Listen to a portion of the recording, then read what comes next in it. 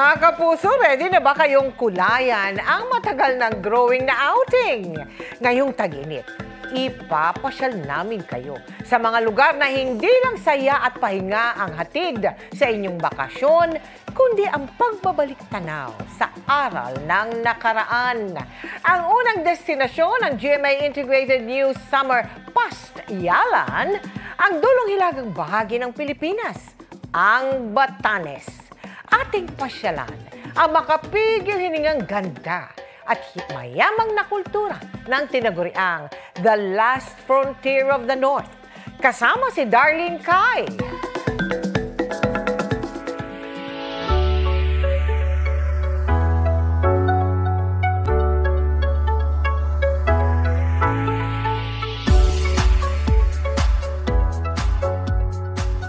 Sa dulong hilaga ng Pilipinas, may isang grupo ng mga isla na hindi nararating ng karamihan. Tila mas mabagal ang oras at mas simple ang buhay. Tara sa Batanes! Isang paraiso kung saan nagtatagpo ang langit at dagat at tila walang hanggang mga berdeng guro lang nakapalibot. Alam nyo kung ano man yung nakikita nyo ngayon sa inyong TV screens ay times 10, times 100 pa siguro yung ganda niya sa totoong buhay. Kahit saan ako tumingin, nakamamangha yung tanaw na talagang napakapayapa ng pakiramdam.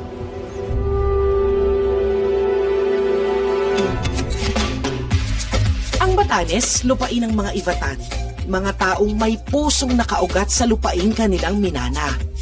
Sa buong probinsya, halos 19,000 lang ang kabuuang populasyon. Umiikot sa kalikasan ng buhay dito sa Batanes na idineklarang protected area. Matindi ang pagpapahalaga nila sa kapaligiran kaya imbes na baguhin, sila ang nag-a-adjust. Madalas tamaan ng mga bagyong Batanes kaya pinatatag nila ang kanilang mga tirahan, ang mga tinaguriang stone houses o mga bahay na gawa sa bato. Sumasalamin din ito sa pagiging matatag o resilient ng mga Ivatan na natuto ng mamuhay sa gitna ng mga unos. Mababakas din sa kanilang pagkain ang pagiging matatag at maparaan ng mga Ivatan. Ang tradisyonal nilang pagkaing uvod gawa sa ubod ng saging o yung parte ng puno ng saging na nakabaon sa lupa. Laging kasama ang takot, kasama ang bagyo dahil lagi kami binabagyo. So, when everything is blown down, nothing is left except the tuber. Kinakayot namin yan. We mix it with ground pork and ground fish. And to us, it is already a viand. Pagiging resourceful talaga. Pagiging resourceful ng mga taga-Batanes. Kumanta na. Ubod ng sarap ang ubod. Diyos mamahas. Diyos mamahas. Likas ding matapat at matulungin ng mga Ivatan kaya nga sa probinsya nagsimula ang Honesty Store. Kukuha ka lang ng kahit anong item, ililista mo dito sa notebook na nandito. So, kunyari, ito ay isang muffin worth 30 pesos. Tapos, ihulog mo yung bayad mo dito sa box. At kung meron kang sukli, kukunin mo lang dito.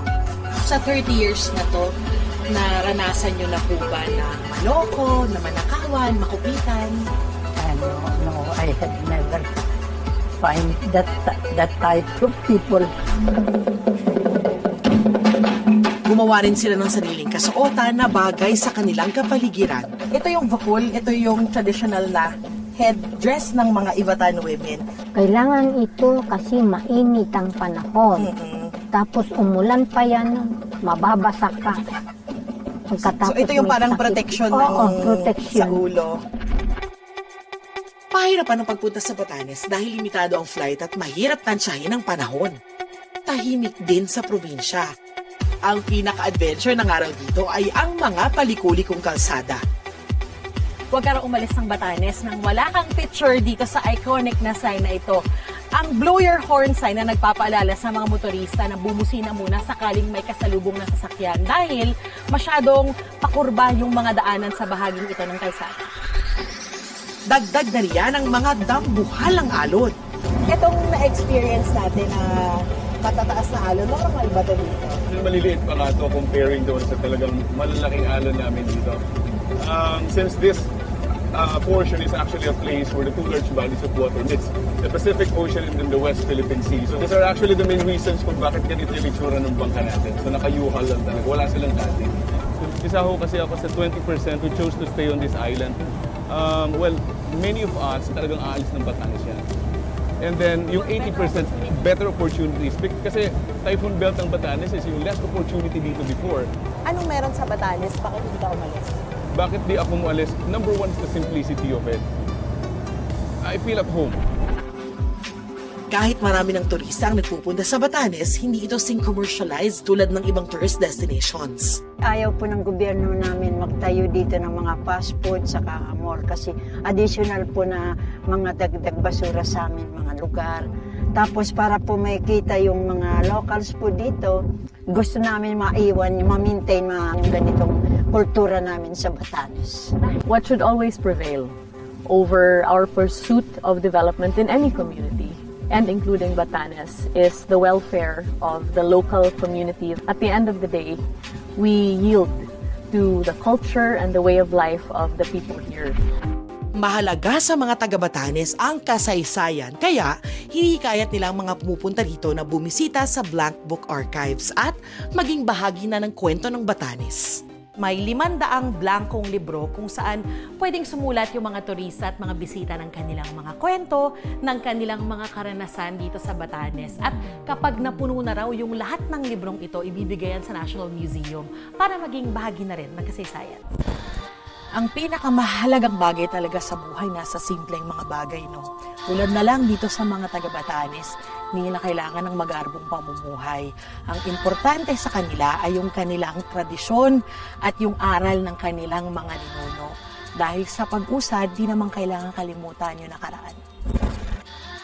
Ang Batanes, hindi lang makapigil hininga sa ganda. Silip din ito sa nakalipas at magandang ehemplo sa tinatahak na bukas. Kaya tara na't balikan ang nakaraan at silipin ang kasaysayan. Darlene Kai para sa Balikbayan, the GMA Integrated News Summer Pasyalan. Nakatutok 24 oras.